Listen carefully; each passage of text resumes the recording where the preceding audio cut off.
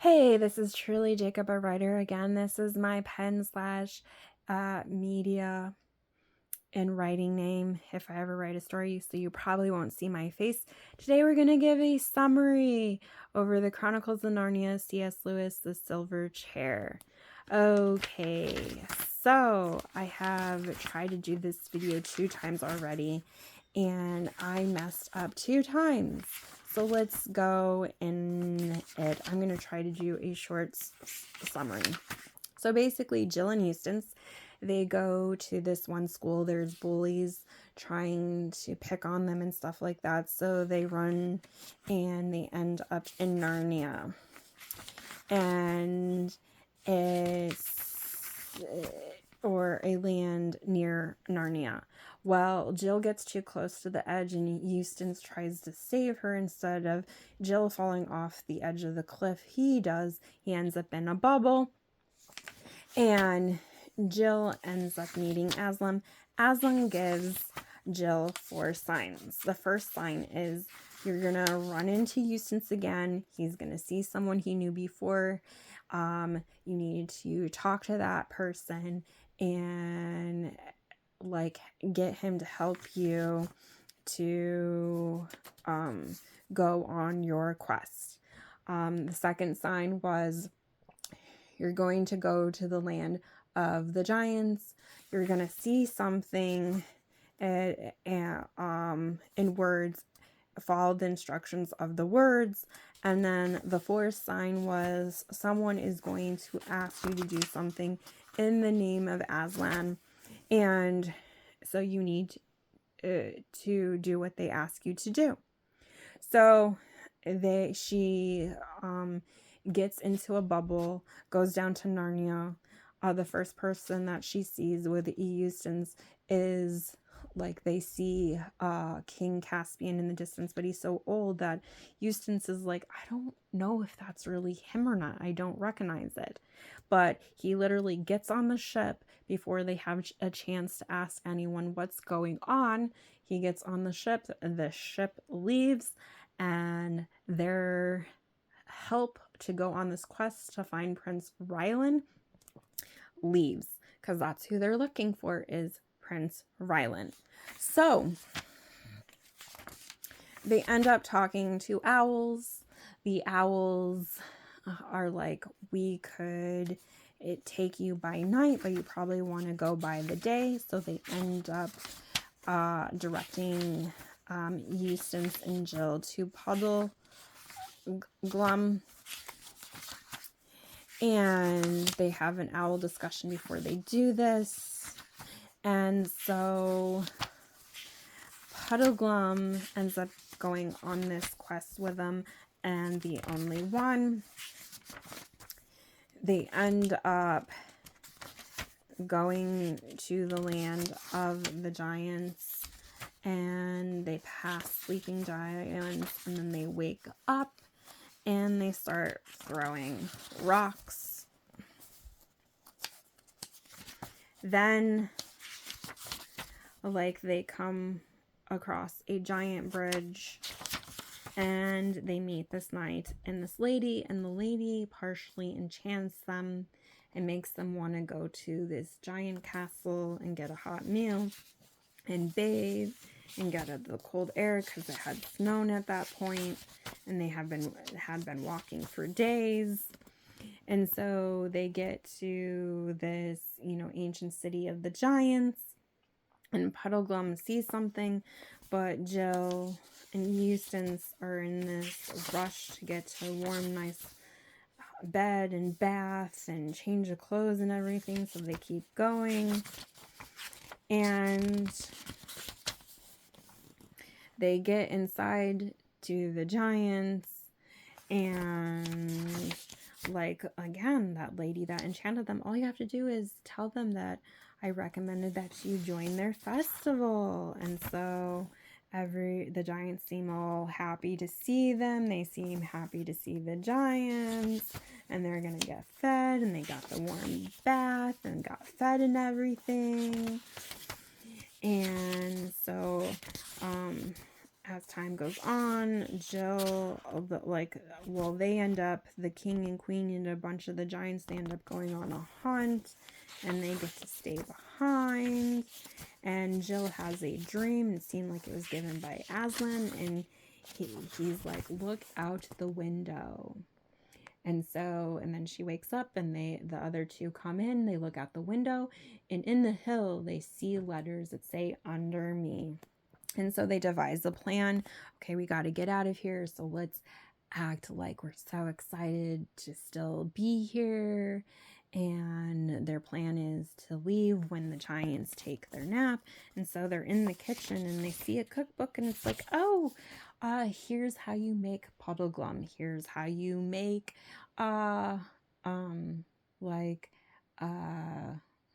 humans or children and turn them into a meal. And so they're like, okay, we really gotta go.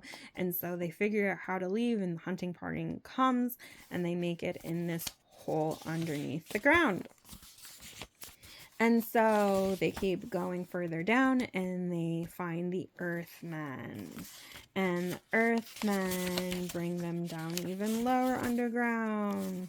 In some areas there's light, and then there was water, and they were on a boat, and they kept going and going. And then they came to the castle, and they ended up meeting the knight again. He's like, oh yeah, I recognize all of you.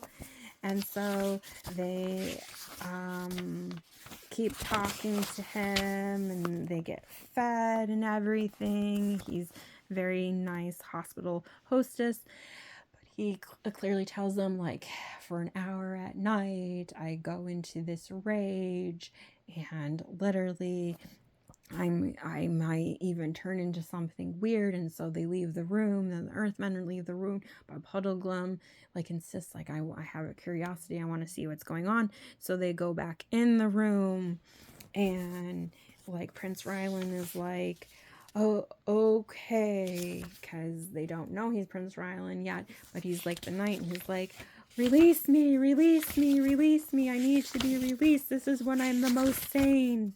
And so he gets released because he says, in the name of Aslan, release me. And so Jill remembers the sign, and so he's like, they're all like, we think we should risk it. And so they untie him, and then he takes a sword, he smashes the silver chair, and then the queen comes back and tries to enchant them again and puts some green dust on the fire. And so Puddleglum ends up being able to think clearly enough, and he takes his feet and he uses his feet to put out the fire. And then the queen turns into a serpent, and then the three boys end up using swords and stuff to cut the serpent's head off. And then the enchantment is gone for everyone because they cut the queen's head off. And so they're not sure about the Earthmen, so they grab one of the Earthmen, and the Earthman is like, you're asking me all these questions, and you're like, and then somehow they mention how they killed the queen's head off, and they're like, oh, we thought you were still on the queen's side. No, we were enchanted too. And so they answer all their questions about how they live underground even further, and that they were porous, and the queen got the porous to be enchanted, and that you can eat silver and gold somehow, and it's food, but the stuff at the surface is dead, so you can't eat that. And they're all happy because they're going to go home. And so they keep going on their merry way.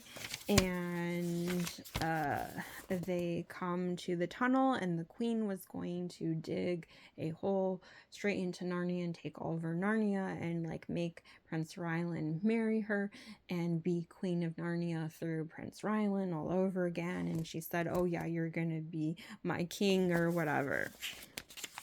But because they cut off her head, again, the Earthmen said, oh yeah, that was the White Witch, by the way.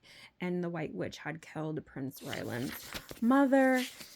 And so it was like, oh no. So Jill ended up getting on top of Puddleglum, the marsh wiggle, and she ended up seeing dancing Narnians in the winter. There was snow on the ground. And she got them to stop what they were doing and like, okay, you need to dig us out. So she even mentioned Prince Ryland. They're like, they didn't really believe her. They're like, no, he hasn't been found for years. But they kept digging and digging and digging. And so, sure enough, they end up seeing Prince Ryland and Puggleglum come out. And there was like a search party for Pugglegum. And it was like, nope, he was here. And then Prince Ryland comes out with 2 horses, and Eustace come out, and the kids in Puddleglum ended up going into a cave, and they were so tired that they slept until morning, and Prince Ryland ended up going back to Cara Paravel because he was in a hurry because he heard that his father was on his way back because he Aslan told him to turn around and come back home. So Prince Ryland sees his father one last time, and then he died, and then Aslan comes off the ship, and the children are like, you're gonna take us back home now, right? And so yeah, Aslan takes the kids first to his home mountain, which is where they were before, unbeknownst to them, and he resurrects Caspian back to life, and Caspian is told, you're going to stay here, and then Aslan also tells him, you're going to come again, but the next time you come, you will stay. And so Caspian asks if he can see their land for 5 minutes. Well, no, he doesn't say for 5 minutes, but Caspian asks if he can see the land of where the kids' world is, and Aslan permits it for 5 minutes only. So the world opens up, and the headmaster of the school, she sees the wall disappear. She freaks out, calls the police, and they do an investigation. They think she's crazy, and they're like, actually, you weren't the best headmaster for this position. So she ends up going somewhere else, leaving the school eventually. And that means nicer people who know how to manage the school and everything. The school becomes nicer, and it turns into a good place to go to school. And it seemed like Eustace and Jill became friends, and Prince Ryland becomes king, and things go more smoothly and everything like that. So what are the morals of this story? Well, initially what I got out of the story was this, that in the beginning, when you meet someone, even if you went to school with them before, and if someone had a harsh personality where they weren't nice to be around and they change, you may still be leery of that individual and you may not trust them. And so even if they change, it's going to take time to get to know them, build up trust between the two of you. And so know when you're making friends or building relationships, healthy relationships with other people, you need time to build trust in that friendship. Another thing I got was that in the beginning, Eustace was acting like a know-it-all. I've been to Narnia before. You need to trust me, Jill. Just trust me. I know what I'm talking about.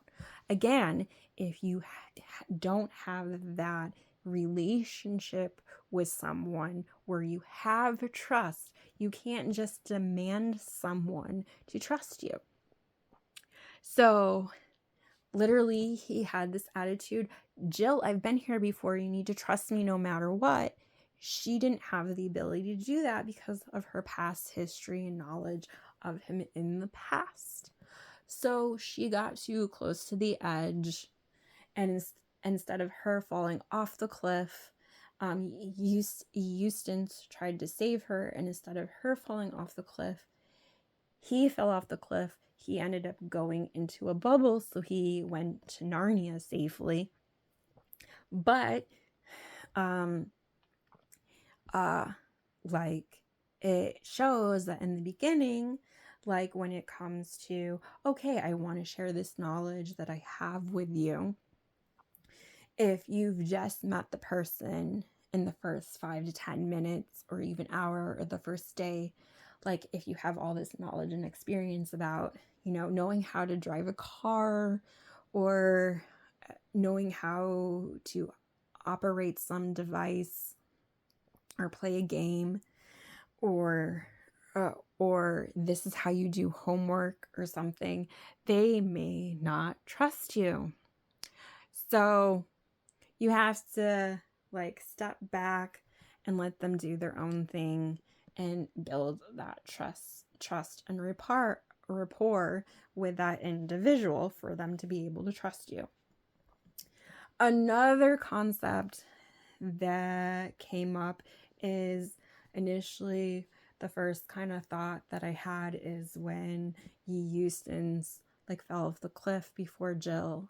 It was like, if someone's that close to the cliff that they're gonna fall off, like, it makes no sense to me to push that person so much that you end up falling off the cliff. Instead, the more reasonable thing to do is, if you've been to a certain land or been to a mountain before, is okay, you tell them, be careful, can you please step back, but you don't, get so close that one of you ends up falling off.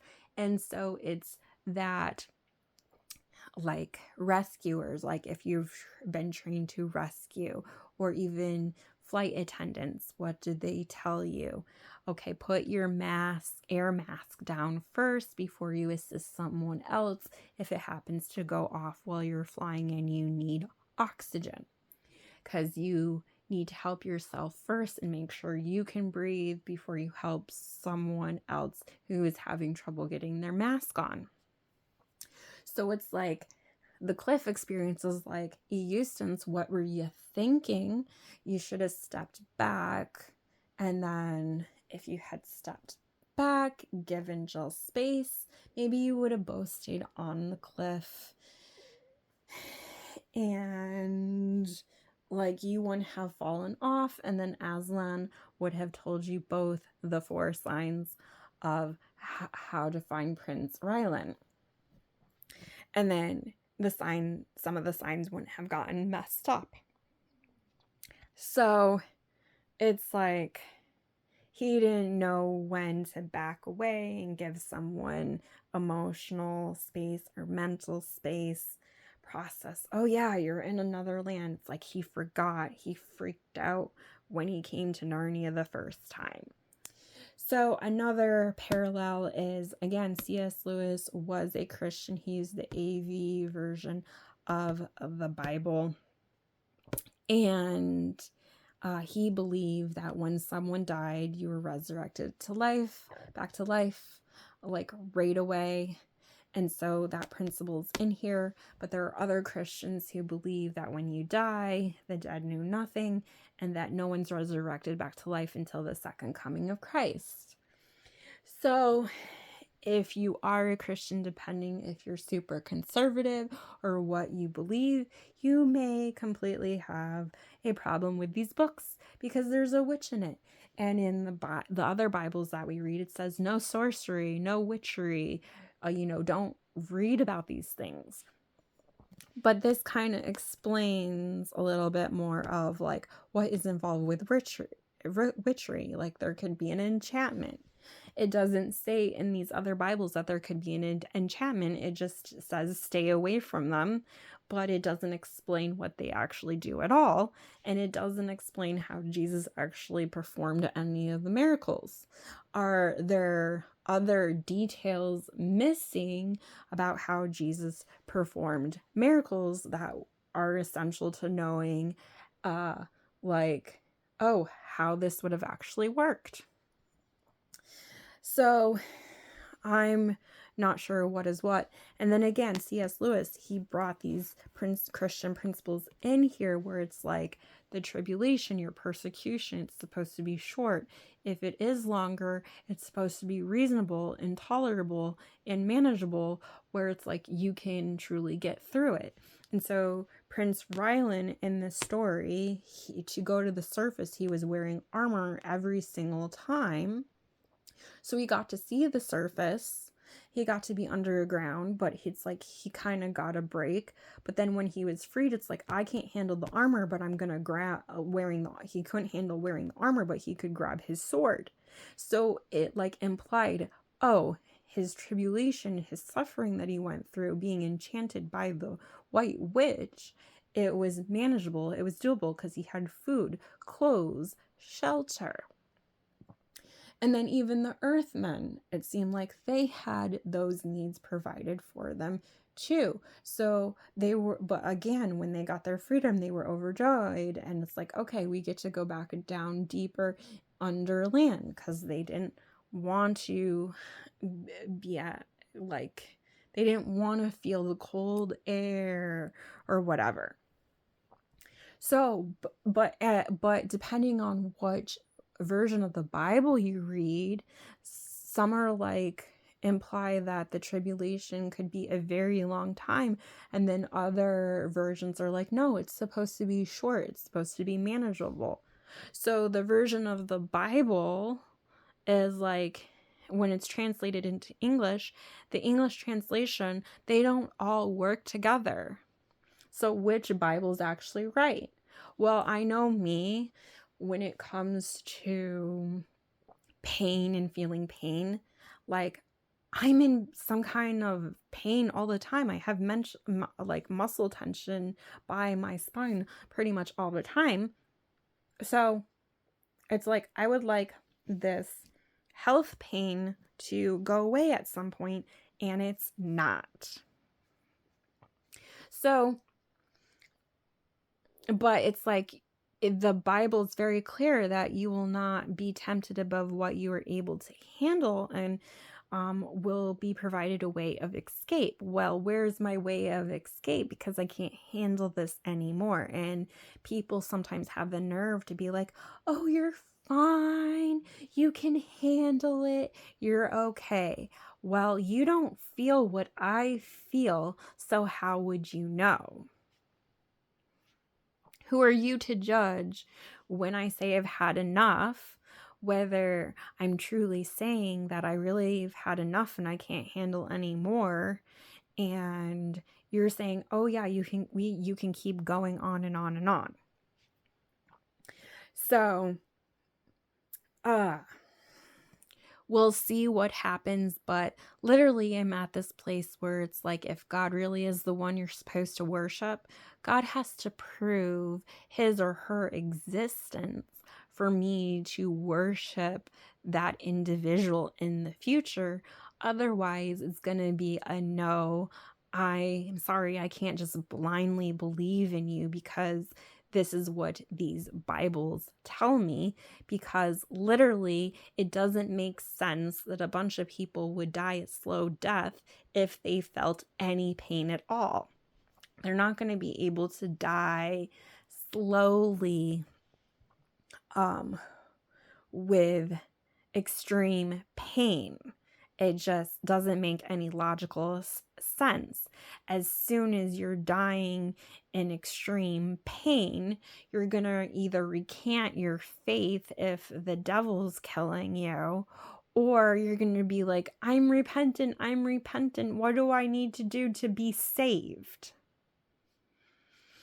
And you're going to be truly heartfelt and repentant because you're feeling pain discipline.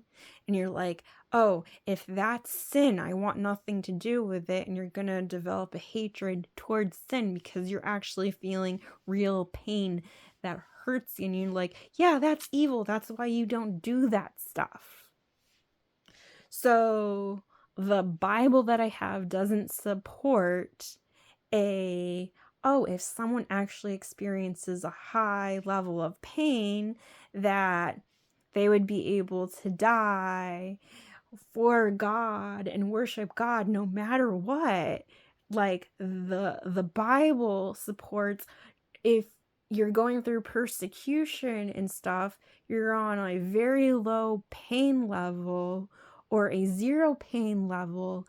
And then, like, the reason why you follow God or Jesus is because Jesus has the power and authority to resurrect everybody back to life sooner than the second coming, which makes me think that there is missing information in the Bible, because it says only at the second coming. Maybe certain individuals, but it's like to spread the gospel and for it to reach the whole world. Literally, the Christians needed to see miracles and experience miracles and the love of God. Well, I haven't experienced miracles and the love of God. I've experienced no one really loving me, no one really caring about me, not any real fun that's genuine and pure, because you can have fun and not participate in evil. There can be entertainment and not participate in evil. So where is the fun? Where's the enjoyment of life? I'm sorry, I did not sign up for persecution and trials since the day I was born and onward. Every moment. I did not sign up to have a boring life from the day I turned 1 to the day I turned 38. So, where is the short or decent time period of, okay, you went through trials, you went through tribulation, it's over?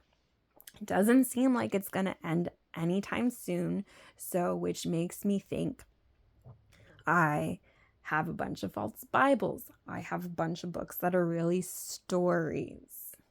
And until proven otherwise, that's what I'm going to think, because you need proof. That means you need to experience the story being real in order for you to believe it. You need to see God face to face in order to believe that that's really God. So until I see God face to face, I'm not going to be able to believe God is really God and deserves worship, especially if I've had a long persecution trial period and it doesn't seem to ever let up. Because one of the things that is happening is someone is declaring with my real name, be electrocuted, feel electric shock under my real name. So I'm not getting struck by lightning. I'm not putting my finger in an electrical socket, but I'm getting shocked with electricity.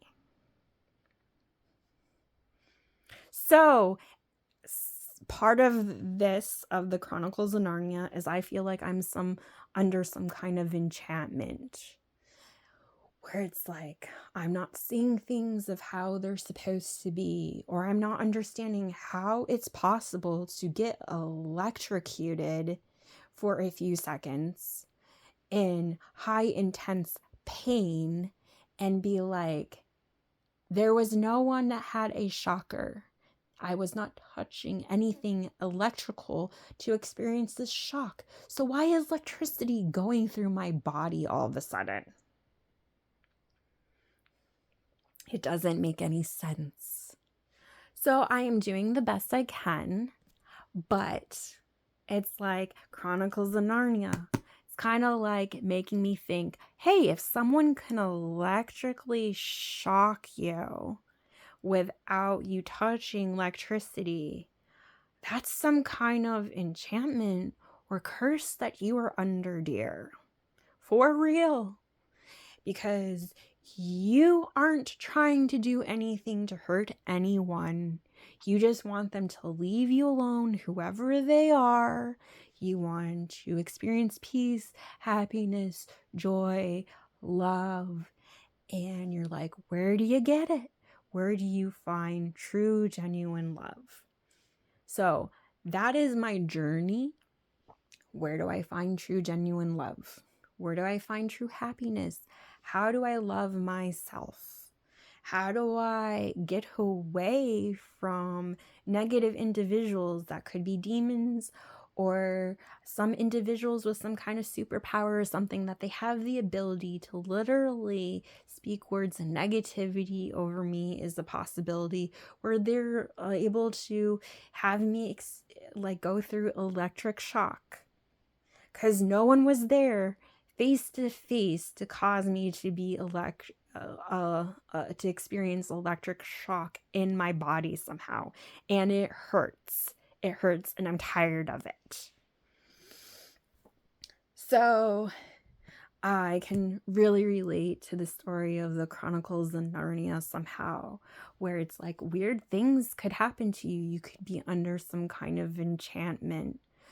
But I guess this kind of story, gives me some kind of hope. It's like, well, someone at some point has to be like, enough. This individual has had enough. It's time for pain and suffering to end. No more. You are not allowed to hurt this individual anymore. But I do not know the day or the hour that will happen. But I'm not sure that individual is God or Jesus. It could be the ancient ones that always existed from the very beginning that will put individuals, whoever the evil villains are in my story, in their place and be like, enough. You are no longer allowed to hurt her anymore. Because theoretically, it makes sense that there has to be something, someone at the very beginning who made and designed and created everything, including me, every living being that exists. But I'm not sure how that really works because I've been told lies. But what could have happened is, because I don't remember how things are, maybe I secretly have some kind of severe memory loss that was given to me, was forced upon me. And so that's why I don't know who I really am. Who am I? And that is also one of the reasons why I'm using a pen and writing name. Because if this is how the world was created to be or allowed to be in real life, I would have a hard time ever worshiping the ones who created and designed me and formed me in my real mother's womb.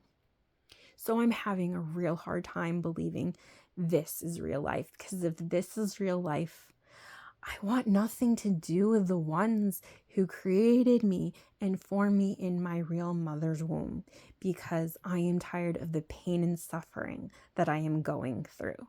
So if they exist, then they're going to have to prove that they love and care about me. So right now, I am agnostic until proven otherwise. There may be something or someone that created, formed, and designed me in my mother's womb that loves me. That means at some point they will limit. They will make it so the persecution, the trial, the suffering ends 100% and it goes down to 0. So I look forward to that day, but I cannot keep going on and on and on in pain and suffering. And I don't think anyone else should have to go through this either. So, would you have a child read this series? Probably not. It's better for teenagers. Or it's better for an age where you can comprehend where there could be evil and suffering and bad things that happen to people, or there's cause and effect, and you have to know the limitations of people, and you need to know how much pain and suffering someone can handle, and it needs to be temporary. And again, if this is really just a story, if you turn the story into an acting thing, it's like, are you going to want people to go through real pain and suffering when they're reenacting the story?